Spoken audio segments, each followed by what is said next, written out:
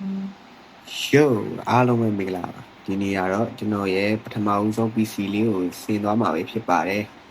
ဒါတော့ဆိုတော့ကျွန်တော်ရဲ့ညစ်ပတ်နေတဲ့အခန်းလေးကိုအရင်ဆုံးရှင်းသွားမှာပဲเนาะကဲအခန်းလေးစရှင်းလိုက်အောင်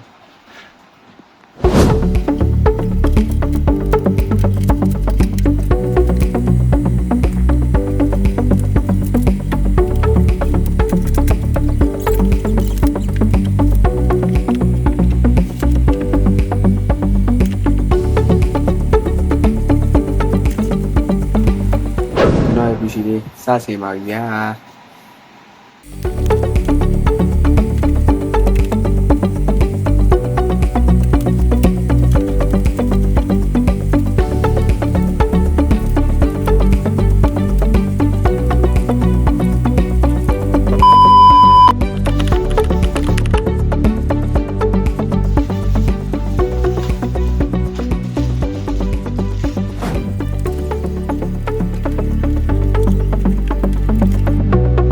PC လေးကတော့ဆင်ပြီးသွားပြီပေါ့နော်